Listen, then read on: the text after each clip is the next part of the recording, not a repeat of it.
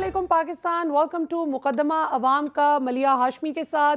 नाजरीन, बात करेंगे आज के बर्निंग इश्यूज़ पर। इस वक्त पाकिस्तान में जो एक कानूनी केओस जो बहुत दिनों से शुरू करने की कोशिश की जा रही थी और अब फाइनली हम देखते हैं कि वाकई वो जो कहते हैं ना कि बंदर के हाथ में तीली आ जाए, तो उसके मिसदाक कुछ लोग बहुत ही गैर जिम्मेदाराना किस्म की पोस्ट कर रहे हैं पाकिस्तान की मोअज़्ज़ज़ जुडिशरी के हवाले से, जो कि हमारे स्टेट का एक बहुत ही अहम सुतून है।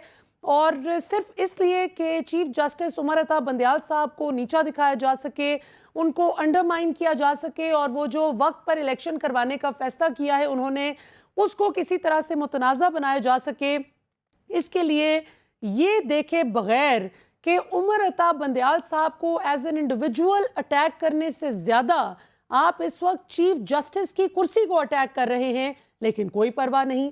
अपनी सियासी मकासद हासिल करने के लिए इस वक्त कुछ सियासतदान और कुछ दीगर अनासिर इस वक्त इस शरारत पर तुले हुए हैं कि किसी तरह चीफ जस्टिस जो हैं वो अपने इरादे में मुतज़लज़ल हो जाएं और वो जो आइन की पासदारी की बात कर रहे हैं उसमें वो डर जाएं, घबरा जाएं। हमने देखा कि अभी lately supreme court of Pakistan के 8 मोअज़्ज़ज़ जज साहिबान जो कि कुछ लोगों की आंख में खटक रहे हैं, उनके खिलाफ सुप्रीम जुडिशल काउंसिल में रेफरेंस भी दायर कर दिया गया है। और ये वही गालिबन अभी मैं पूछूंगी, हमारे साथ इस वक्त प्रोग्राम में मौजूद हैं पाकिस्तान के मायनाज माहिर कानून और सुप्रीम कोर्ट के एडवोकेट जनाब अज़हर सिद्दीक साहब। उनसे कंफर्म करेंगे कि ये जो रेफरेंस दायर किया गया 8 जज साहिबान के खिलाफ, ये एडवोकेट मियां दाऊद की जानिब से किया गया है। और ये गालिबन वही हस्ती हैं कि जब इमरान खान साहब पर कातिलाना हमला हुआ था तो जो मुबैना तौर पर एक मुलजिम सामने आया था, उसकी वकालत करने के लिए टीवी पर ये साहब आए थे और उन्होंने उसकी वकालत की थी भरपूर तरीके से। तो गुफ्तगू का आगाज़ करते हैं जी। हमें ज्वाइन करने के लिए बहुत बहुत शुक्रिया अज़हर सिद्दीक साहब। सबसे पहले तो इस केस पर आने से भी पहले ये बताइए, पाकिस्तानी अवाम इस वक्त आपके लिए बहुत फिक्रमंद है। ख़ास तौर पे मेरे घर वालों ने भी पैगाम दिया है कि आपको बहुत सारी दुआएं और नेक तमन्नाएं जो है वो शेयर की जाएं आपके साथ, और पूछा जाए कि क्या मामला हुआ अभी रिसेंटली आपके घर पर जो अटैक किया गया, इसकी क्या आपको हकीकत पता चली है? बढ़िया, बहुत शुक्रिया। आपको पता है कि मैं एक तो वाइब्रेंट अपनी जगह पर होना है, एक्टिविस्ट मैं हूँ और मैं असूलों पे जंग लड़ने वाला आदमी हूँ। मैं पिछले 20 साल से पब्लिक इंटरेस्ट कर रहा हूँ। हम्म। बड़े से बड़ा अहम इश्यू है। मेरे दफ्तर पे इससे पहले 5-6 दफ़ा हमले हो चुके हुए हैं। पेट्रोल पंप से मेरे दफ्तर में एक दफ़ा पहले भी हमला हुआ, चोरी करने की कोशिश की। अल्ताफ हुसैन का केस जो था मेरा, जब पाबंदी लगवाई थी सुप्रीम कोर्ट में गया तो उस वक़्त भी आज से कुछ 6-7 साल पहले 2 मोटरसाइकिलों पे ऑटोमेटिक गन्नों से लोग मारने के लिए आए। हम्म। मैं थोड़ा-सा 5 दिन लेट हो गया और मेरे स्टाफ को ज़द-ओ-कोब करके उनसे सामान वग़ैरह छीन कर वो वहाँ से चले गए। ये वाला वाक़या भी क्या था? ये था कि किसी तरह से मैं सुप्रीम कोर्ट ना जाऊँ और हम व वुकला जो है वो डर जाएँ। अच्छा, वो क्यों डर जाएँ? क्योंकि उनके हरबे सारे इस माफ़िया के ना, ये जो गठजोड़ है, आज मैं बता दूँ, आज मेरी इमरान खान साहब से लाहौर हाई कोर्ट में बड़ी डिटेल मुलाकात हुई है। अच्छा। हम सब ने तय कर लिया कि यहाँ इस मुल्क में बुराई की जड़ जो है, वो इलेक्शन कमीशन है।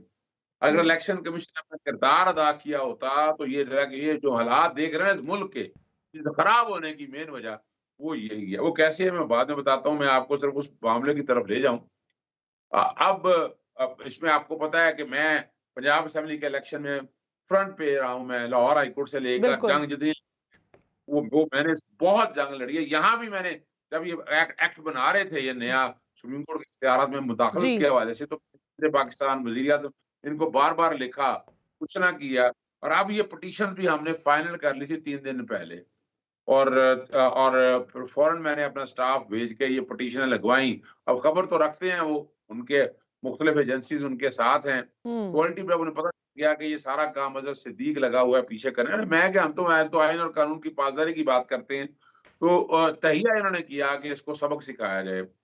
रात अब मेरी आदत है कि मैं रात को, मेरा जो रोज़े हैं, रोज़ों के बाद थोड़ी बहुत इबादत जो करनी है, तो स्टाफ या मैंने ऑफ़िस का काम करना हो तो ऊपर लॉबी है, छत मेरी फर्स्ट फ्लोर ठीक। के ऊपर, वहाँ बैठ के मैं काम करता होता सही। हूँ। और मुझे क्या कि मुझे 10-11 आपको पता है स्पेसेस में बैठा होता हूँ, 12 बज जाते हैं, 1 बज जाते हैं, 2 बज जाते हैं।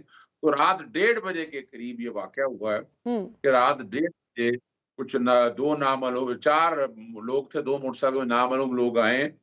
पेट्रोल पंप बाकायदा उन्होंने मेरे घर पे फेंके हैं, एक करीब और एक दूर और बड़े ट्रेन्ड लोग थे। अच्छा। मकसद ये था वहाँ गा आग लग जाए और कोई भी ना बच पाए।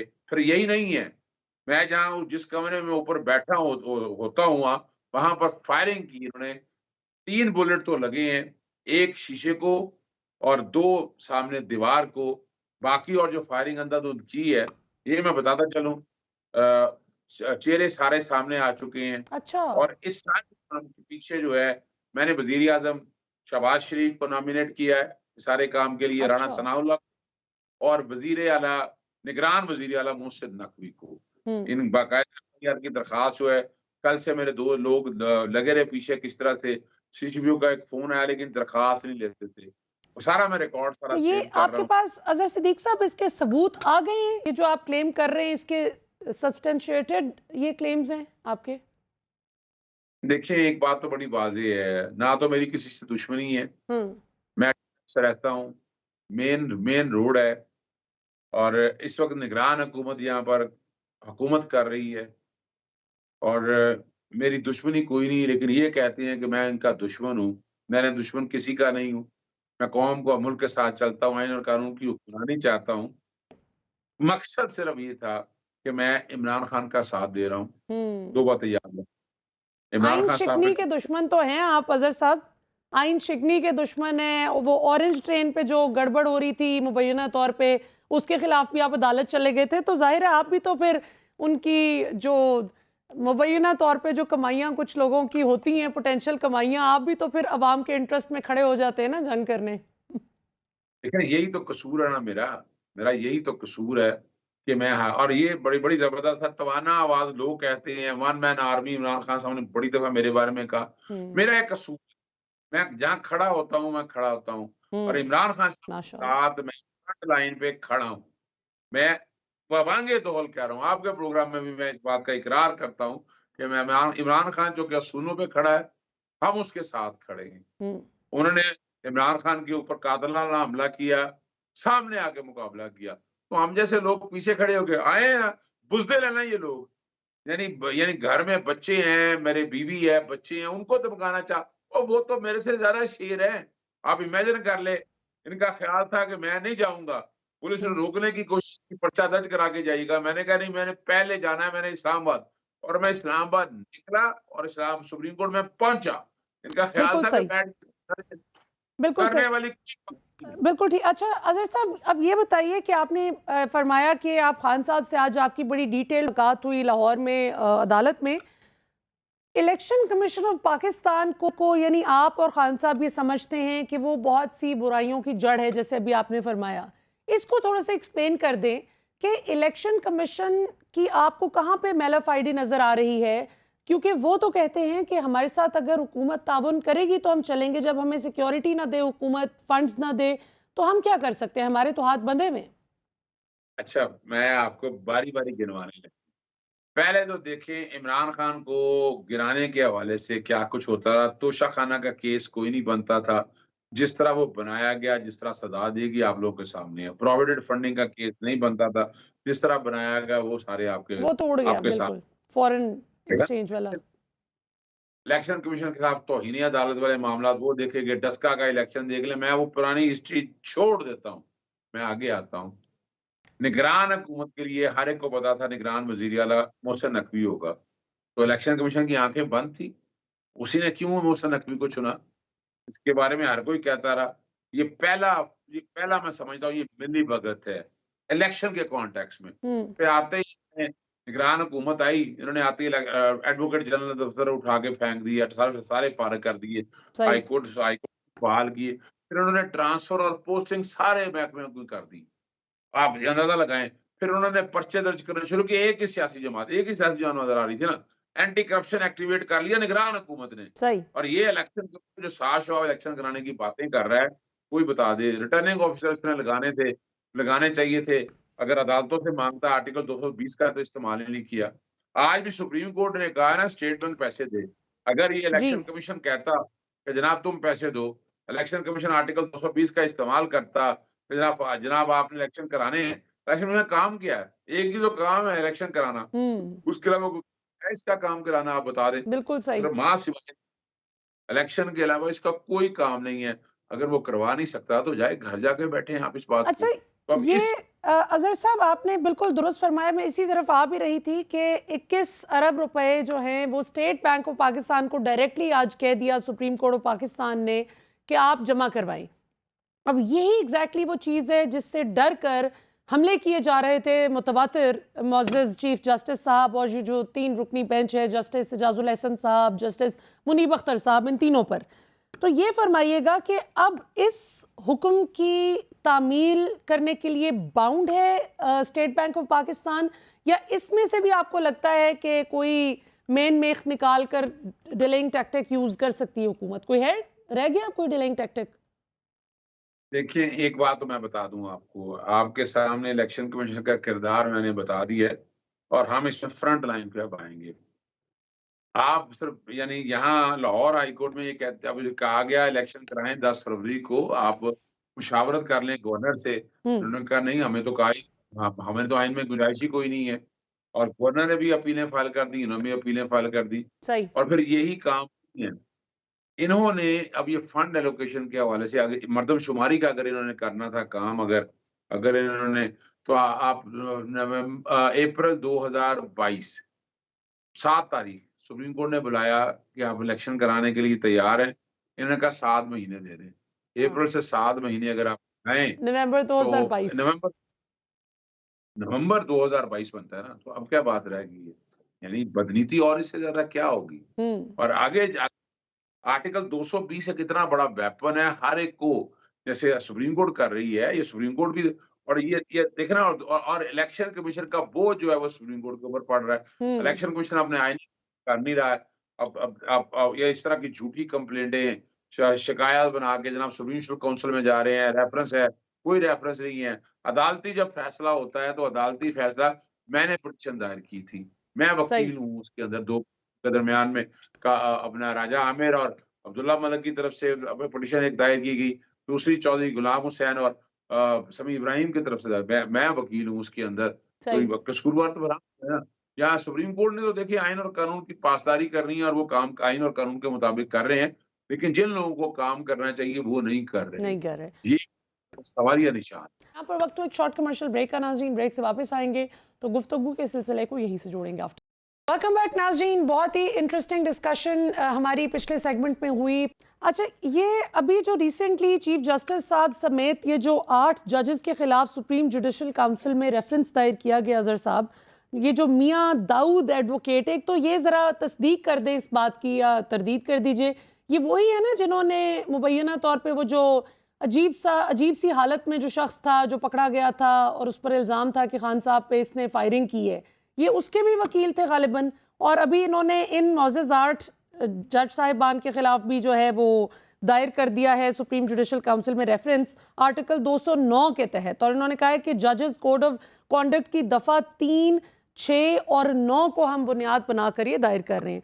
तो ये एक तो मियाँ दाऊद साहब का बता दें कि ये वही हैं या नहीं, और दूसरा ये कि किस कदर मजबूत या कमज़ोर है ये रेफरेंस। मियाँ दाऊद तो लाहौर से ताल्लुक है, पहले सहाफ़ी रहे हैं, बाद में वकील बने हैं, छोटे भाइयों की तरह रहा है, लेकिन ये रवैया मुझे खुद समझ से बाहर ये है। हैं वही ना जिनकी प्रेस कॉन्फ्रेंस भी हुई थी? बिल्कुल वही हैं और वो नवीद के भी वकील यही हैं। जी। जहाँ तक इस रेफ़रेंस का है, ये रेफ़रेंस एक रद्दी की टोकरी है।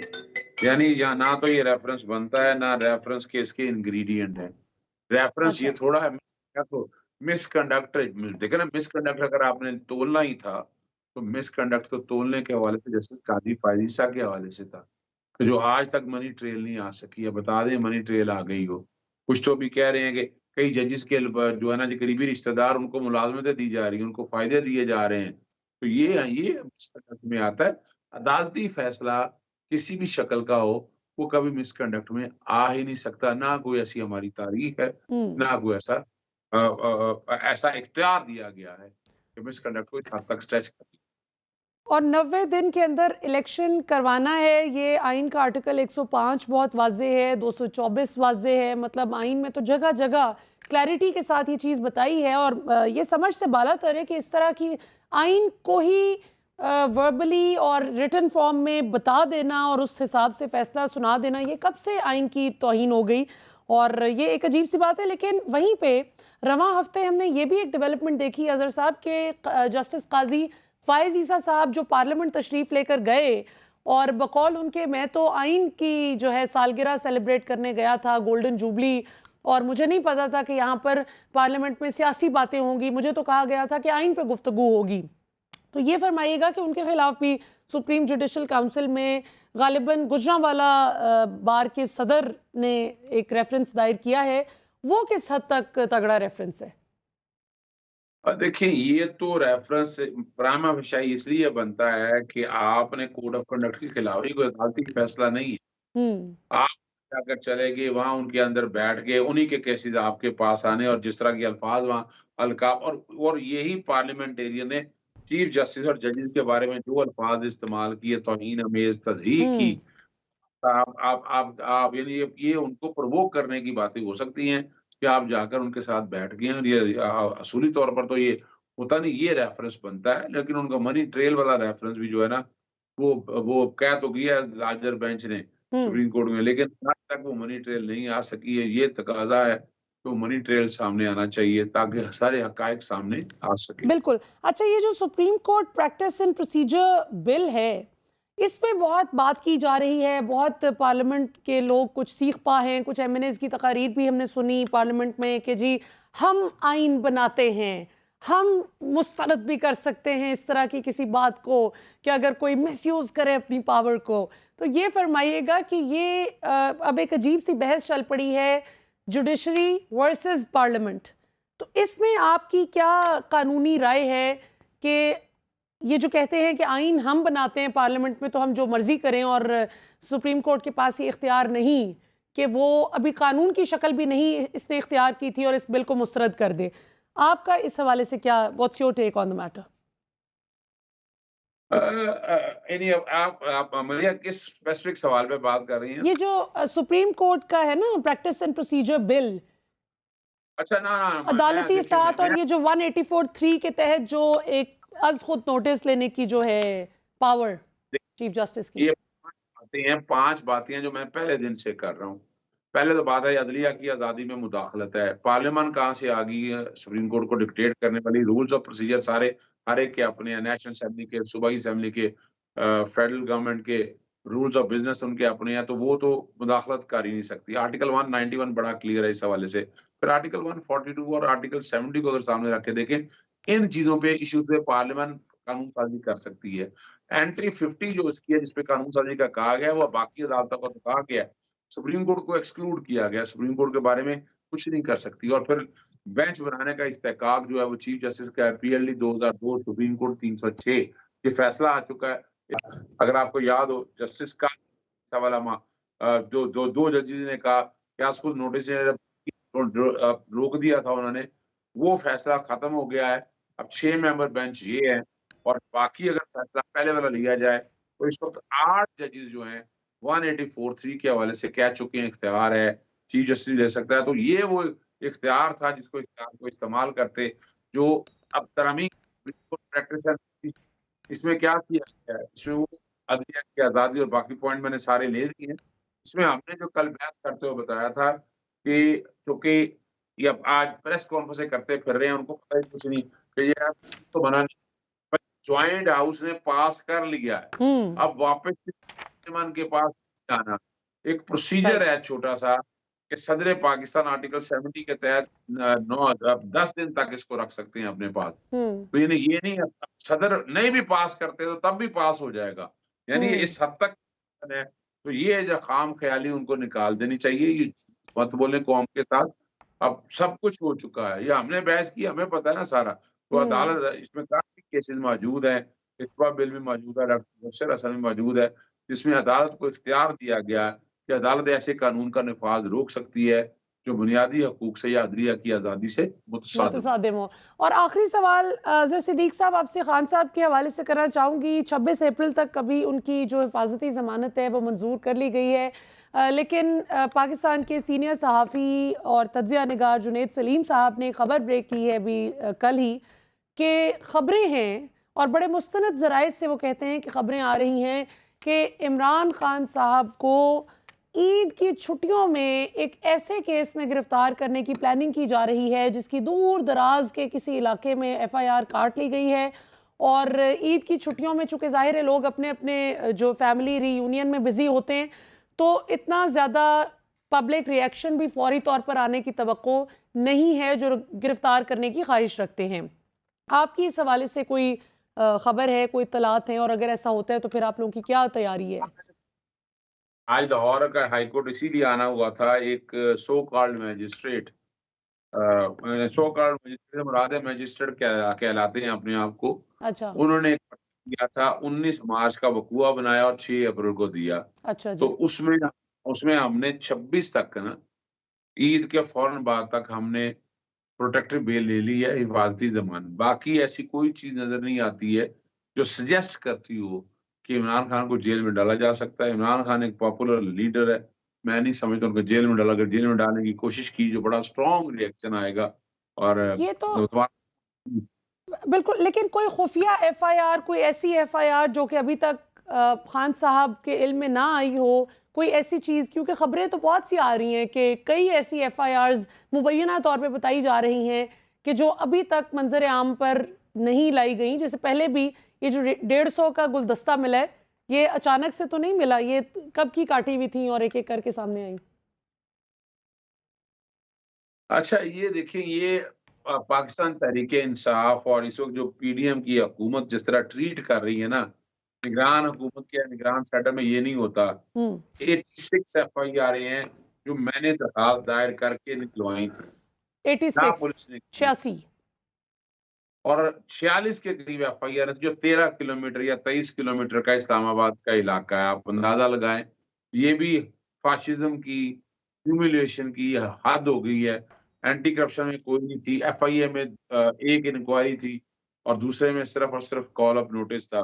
तो जितने मामला थे वो सारे हमले आए। अब बात वही है, कॉन्कॉर्डेंट खेलना चाहते होंगे। अब एलिजिडली मेरा नहीं ख़्याल है कि वो ऐसी कोई चीज़ सामने आएगी, लेकिन अगर आएगी तो कानून के मुताबिक देख ली जाएगी। बिल्कुल ठीक। अज़हर सिद्दीक साहब, हमें ज्वाइन करने के लिए बहुत बहुत शुक्रिया। नाजरीन, आपने गुफ्तगू सुनी पाकिस्तान के मुमताज़ माहिर कानून और एडवोकेट सुप्रीम कोर्ट जनाब एडवोकेट अज़हर सिद्दीक साहब, जिन्होंने बहुत तफसील से हमें इन सारे इशूज़ पे आगाह किया। बड़ी अजीब सी बात है कि पाकिस्तान में इस वक्त बहस बजाय इसके कि इस बात पर हो कि अवामी मसाइल को किस तरह हल करना है, आटा चीनी घी सस्ता किस तरह से करना है, रमज़ानुल मुबारक के मुक़द्दस महीने में दुनिया भर में जिन्हें हम काफिर ममालिक कहते हैं, जिन्हें हम क्रिश्चियन ममालिक कहते हैं, जिन्हें हम यहूदियों के ममालिक कहते हैं, जो मुसलमान ममालिक ना होने का दावा करते हैं, ना वो मुसलमान ममालिक हैं, वहाँ पर मुसलमानों के मुक़द्दस महीने की इतनी इज्जत और एहतराम किया जाता है कि कहीं 50% ऑफ कर दिया जाता है फूड आइटम्स पे, कपड़ों पे, जूतों पे, कि लोग आसानी से ईद की शॉपिंग कर सकें, रमज़ान में बहुत सहूलत के साथ रोज़े रख सकें। लेकिन वहीं पे अल्लाह ताला माफ़ करे, पाकिस्तान जो कि इस्लामी जमहूरिया पाकिस्तान है, हमारा मुल्क इस्लामी ढांचे का जो है उस पर मुश्तमिल, उस पर खड़ा हुआ है, इस्लामी ढांचे पर मुहीत एक ऐसा मुल्क जो क्लेम करता है कि हम इस्लाम का नाम रोशन करेंगे पूरी दुनिया में, वहाँ पे हाल ये है कि महंगाई आसमान पर चली जाती है। जो ही अभी रमज़ान की आमद होती है, रमज़ान से 10 दिन पहले खजूरें सारा साल इतनी महंगी नहीं होंगी जितनी 10 दिन पहले हो जाएंगी। इसी तरह ईद के करीब जैसे ही आप देखते हैं कि ईद की आमद होती है, तो कपड़ों की, जूतों की, हर वो चीज़, अशियाए खुर्दो नोश से लेके हर वो चीज़ जो कि ईद पर लोग फ्रीक्वेंटली इस्तेमाल करेंगे, इस बात को मद्देनज़र रखते हुए ताजिर बरादरी भी खूब नाजायज़ मुनाफा कमाने के चक्कर में लग जाती है। तो इस चीज़ को भी देखने की ज़रूरत है और इन मसाइल पे पाकिस्तान के सियासतदानों को बहस करनी चाहिए। आपस में अगर दस्तो गिरेबां होना है तो इस बात पर होइए कि हमने अवाम को किस तरह से फ़ायदा पहुंचाना है, ना कि इस बात पर कि हम आइन पर अमल नहीं करने देंगे, अदालत क्यों आइन पर अमल करते हुए फैसला कर रही है, वक्त पर इलेक्शन क्यों होंगे, अगर आइन कहता है तो भी क्यों, हम अपनी मर्जी की इस्लाहात ले आएंगे। और सो मच सो कि जिस तरह से मोअज़्ज़ज़ जज साहिबान के ख़िलाफ़ सोशल मीडिया पर हम हमले देख रहे हैं, जिस तरह से उनके नाम ले लेकर उनके खिलाफ हर्जा सराई की जा रही है, तो इससे obviously supreme court of Pakistan और हमारी जो जुडिशरी है इसको एज इंस्टीट्यूशन वीकन किया जा रहा है, एज इंस्टीट्यूशन उस पर अटैक किया जा रहा है। ये किसी एक दो जज की बात नहीं है। तो इसको बहरहाल बहुत ही क्रिटिकल मसला है जिसको इग्नोर नहीं किया जा सकता और इसको देखने की ज़रूरत है।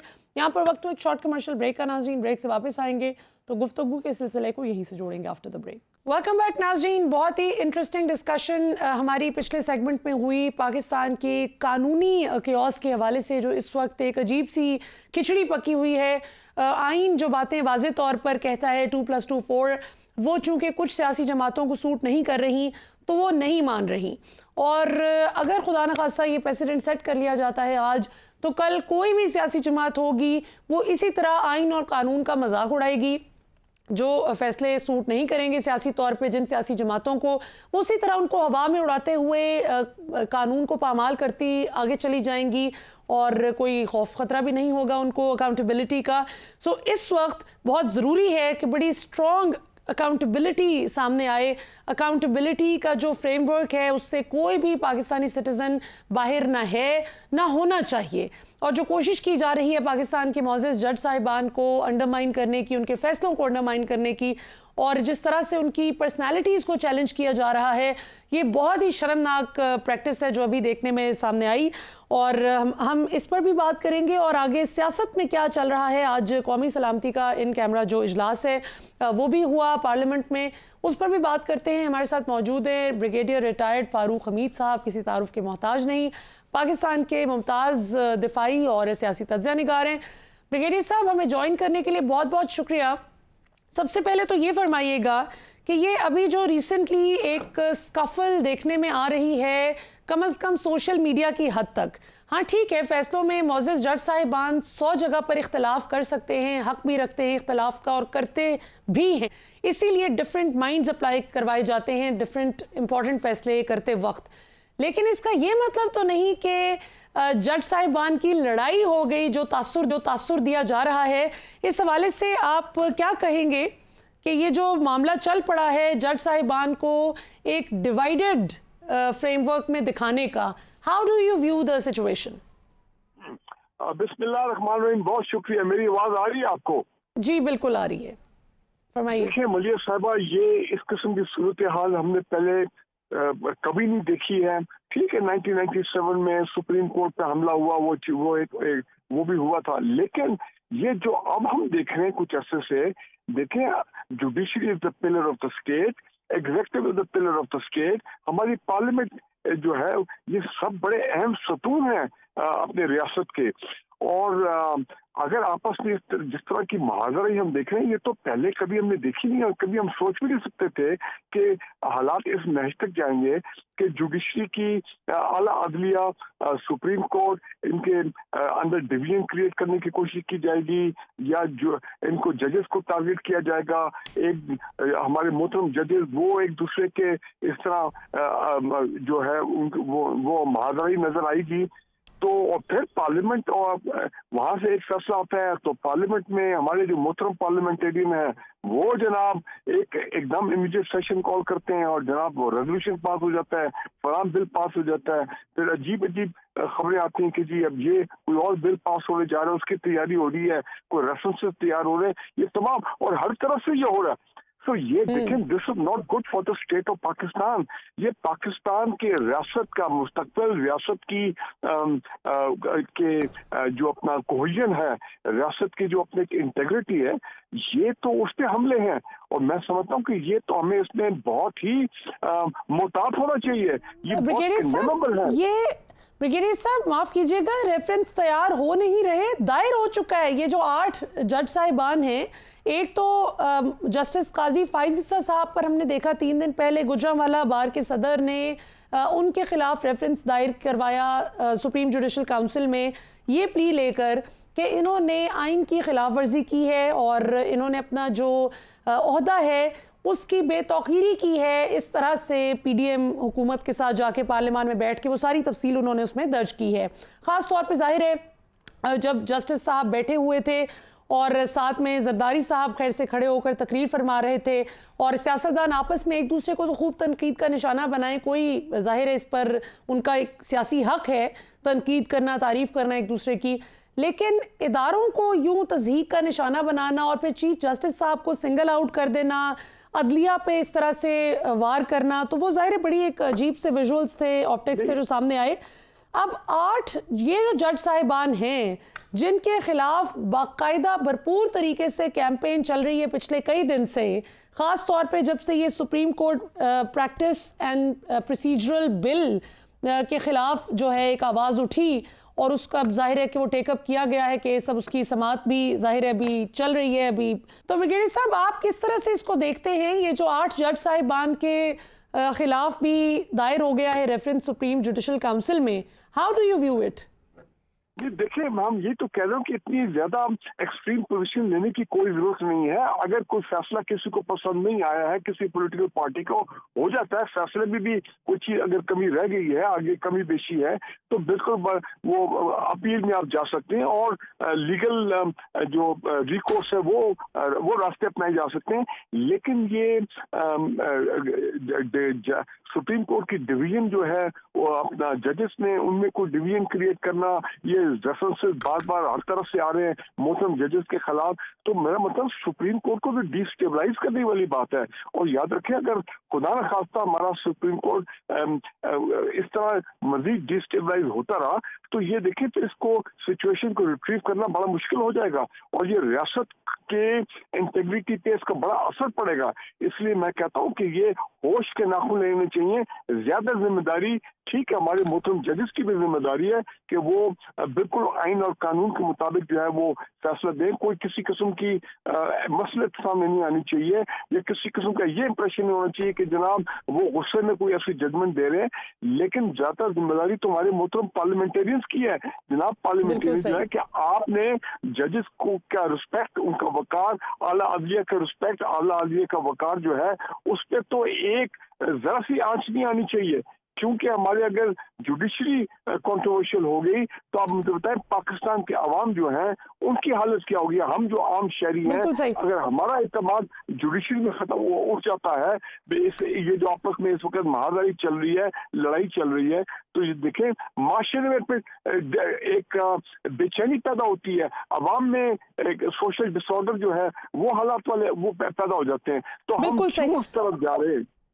कोई शक नहीं इसमें। ब्रिगेडियर साहब अब चूंकि वक्त की किल्लत है तो क्विकली अगला सवाल मैं रखना चाहूँगी आपके सामने। अभी इसहाक डार साहब ने बड़े खुश होकर आज 2 ट्वीट्स की जिसमें बड़ा खुशी का इजहार किया। उन्होंने एक तो कौम को ये खुशखबरी सुनाई कि फाइनली मुत्तहिदा अरब इमारात ने वो गारंटी दे दी है, वो जो थपकी रिक्वायर्ड थी, पहले तो ये सिर्फ खबरें थी, रूमर्स थी, अफवाहें थी, लेकिन अब इस बात की तस्दीक हो गई है कि वाकई किसी दोस्त मुल्क की गारंटी चाहिए थी IMF को कि वो गारंटी दे के पाकिस्तान को दे दिए जाए ये $1 अरब। शर्म आती है कि इतनी थोड़ी सी रकम के लिए इस तरह से दूसरे ममालिक से गारंटीज दिलवाई जाएं। तो ये फरमाइएगा कि एक तो ये खुशखबरी डार साहब ने दी और उसकी तस्दीक कर दी है उन्होंने कि UAE ने $1 अरब की गारंटी दे दी है जी कि IMF पाकिस्तान को दे दे, और दूसरा ये कि जो भी हाल ही में $1.3 अरब पाकिस्तान को चाइना के ICBC बैंक से आज वो आखिरी किस्त भी मौसूल हो गई $30 करोड़ की, और अब ये कुल मिलाकर $1.3 अरब है जो चाइना से पाकिस्तान को मिल चुका है। ये डार साहब ने कंफर्म किया है। इन 2 खुशखबरियों के अलावा ये इमदाद लेकर कौम को मुबारकबाद देने के अलावा और डॉलर को मसनूई तरीके से बरकरार उसका रेट के रखने के अलावा आपको डार साहब की कोई अचीवमेंट्स नजर आई हो तो प्लीज उन पर जरा रोशनी डालिएगा। देखिए जी, ये मोहतरम डार साहब आए थे तो उस वक्त यही था कि जी 200 रुपए से नीचे जो है वो डॉलर को लेके जाएंगे, लेकिन भारत हमने देखा कि अब हम 300 को तकरीबन टच कर रहे हैं। और नवाज शरीफ साहब ने तो इस हद तक कह दिया कि खैर उनका अपना एक पॉइंट ऑफ व्यू है कि हालात खराब हुए तो 500 रुपए तक अभी डॉलर जा सकते हैं, लेकिन भारत चलो वो तो एक और उनका पॉइंट ऑफ व्यू था। लेकिन मैं कहना ये चाह रहा हूँ, ये देखें ये ज्यादा खुशी और प्राउड होने की बात नहीं है। उसकी वजह यह है कि हम कब तक ये रोल ओवर्स और ये जो लोन ले रहे हैं या कर्जे ले रहे हैं, कब तक हमारा इन सारी चीजों पे चलता रहेगा। देखें, हमने अभी तक कोई इकोनॉमिक रोड मैप सामने नहीं आया। हम अपनी एक्सपोर्ट्स बढ़ाएं, हमारे अपने और प्रोडक्ट्स दुनिया में जाएं, हम उससे पैसा करवाएं, अरबों डॉलर कमा रहे हैं। हमारे आईटी हो गया, टेक्सटाइल हो गया, बाकी इंडस्ट्री हो गई, तो हमें बड़ी खुशी होगी कि देखें हम जनरेट कर रहे हैं अपनी एक्सपोर्ट पाकिस्तान में, उससे हम पैसा कमा रहे हैं, हमारी रिमिटेंसेस बढ़ जाए और ओवरसीज पाकिस्तान में इन्वेस्ट करें। इंटरनेशनल इन्वेस्टर जो है वो पाकिस्तान में, वो खुशखबरियां हैं। लेकिन मेरे लिए, खैर उनके लिए होगी, लेकिन मैं एज अ पाकिस्तानी बात करता हूँ। मैं तो जो मैंने आपको कहा कि वही एक तरीका है, हमारा एक कौमी वकार है, हमारा एक हमारी कौमी सोच है कि हमने खुद इन्हें सारी सेल्फ रिलायंस, हमने खुद अपने पैसे जनरेट करने, हमें डिपेंड नहीं होना, किसी पे डिपेंडेंट नहीं होना। अब 4-5 महीने के बाद अगर फिर ये पैसे कम हो जाएंगे क्योंकि हमें डेट सर्विसिंग करनी है, बाहर के कर्जे देने हैं, तो क्या फिर हम इन ममालिक के पास जाएंगे कि यार हमें 2 अरब और डॉलर दे दो, चीन आप हमें 3 अरब डॉलर और दे दो। आपको कोई शक है कि ये नहीं होगा?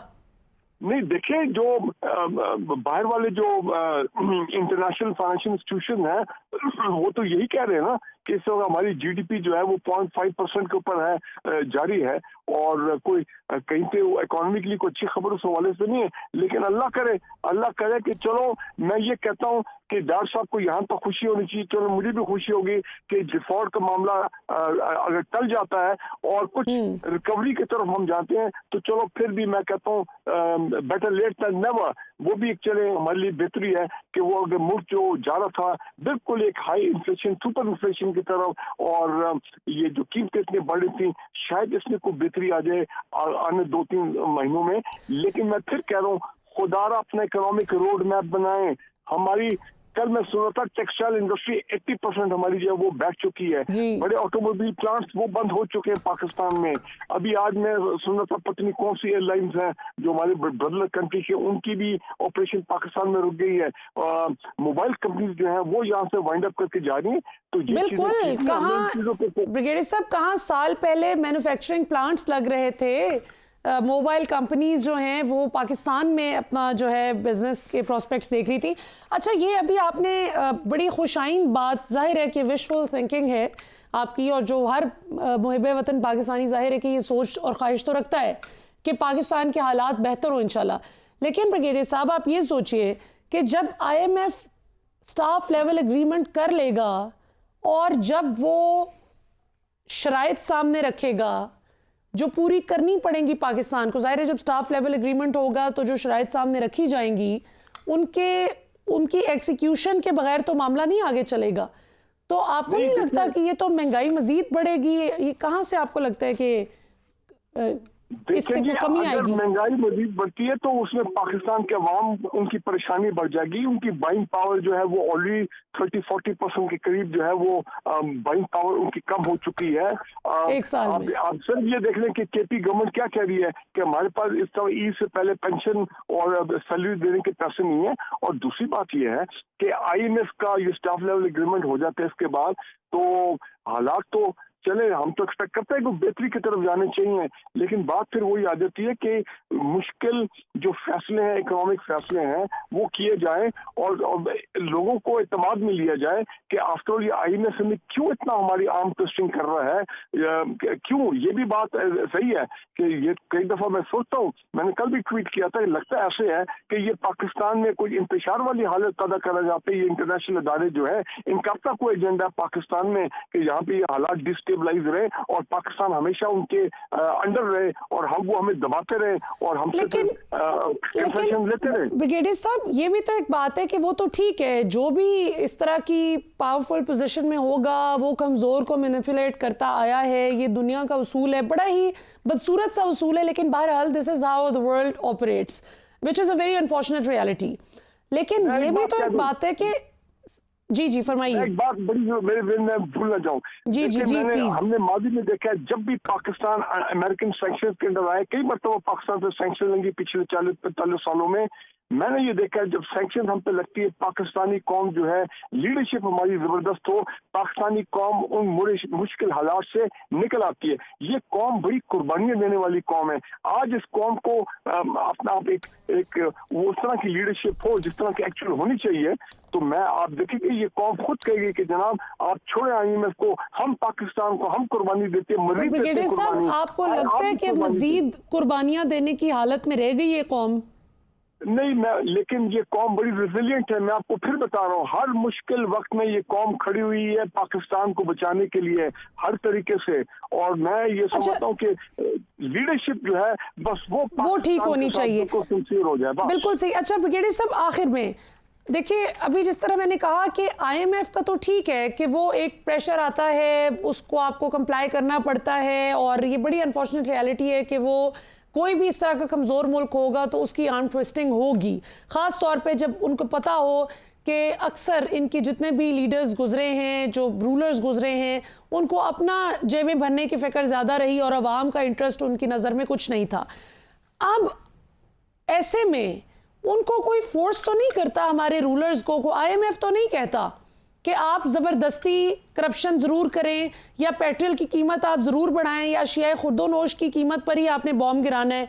वो तो सिर्फ एक टारगेट देते हैं कि जी इतना रेवेन्यू आपने जनरेट करना है। अब वो अगर ये टैक्स कलेक्शन नहीं इंप्रूव कर सके या एक्सपोर्ट्स में इजाफा नहीं कर सके, कोई out of the box solutions नहीं हैं, तो ये तो इस पर तो सवाल करना बहुत स्ट्रांगली बनता है। मतलब ये कब तक अवाम पेट्रोल की कीमतों में इजाफों की मद में ये अजाब भुगतती रहे? मिडिल क्लास और लोअर मिडिल क्लास क्यों भुगतती रहे भाई?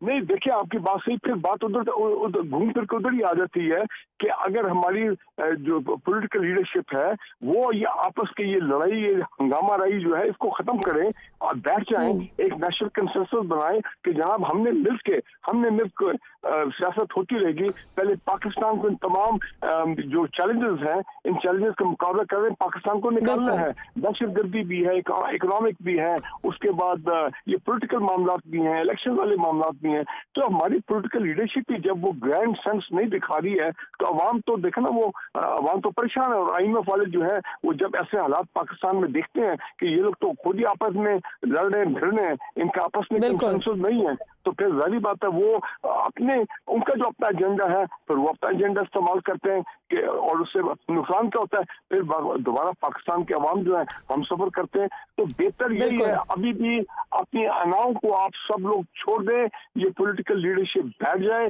बेटर लेट देन नेवर, और पाकिस्तान को निकाले दलदल से, क्राइसिस से। बिल्कुल दुरुस्त हो गया। ब्रिगेडियर फारूक हमीद साहब, आप हमारे साथ मौजूद थे, हमें ज्वाइन करने के लिए बहुत बहुत शुक्रिया। नाज़रीन, आपने आज का प्रोग्राम देखा, फीडबैक देना मत भूलिएगा। कल इंशाल्लाह रात 8 बजे आपसे फिर मुलाकात होगी। पाकिस्तान जिंदाबाद।